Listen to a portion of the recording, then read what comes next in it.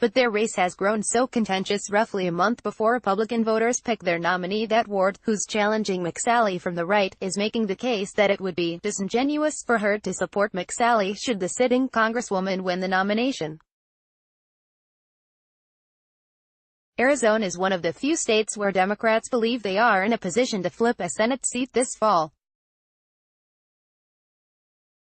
Arizona narrowly backed President Donald Trump in 2016, but Democrats believe that the state's demographics, as well as the enthusiasm on the left, could help deliver the Senate seat to Rep. Kyrsten Sinema, the Democrat in the race. Ward's comments show just how divisive the primary has become and suggest it could be difficult for Republicans to unite behind a single candidate in the general election.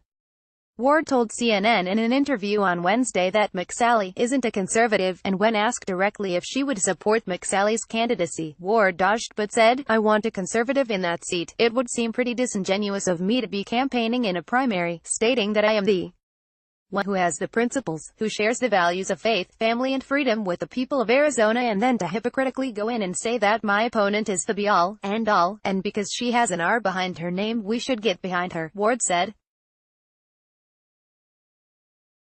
Trump has loomed large in the race to replace the retiring Senator Jeff Flake, a Republican who has become a fervent Trump critic.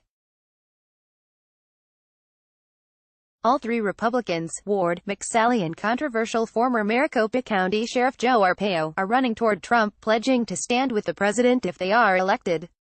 McSally, the more establishment candidate in the race, has been pushed to the right in the primary, most clearly shown earlier this year when she pulled her support for a moderate immigration bill to get behind the more conservative plan. Ward has sought to seize on these moves, hoping that her rightward run and the fact that McSally broke with Trump during the 2016 election will entice the president to back her in the primary. Ward declined to say point-blank whether she would get behind McSally. But pressed on the issue, she slammed McSally as a fake Republican and compared her critically to Sinema. People who are running have to actually be Republican. They need to be sharing the values that Arizona voters are fighting for.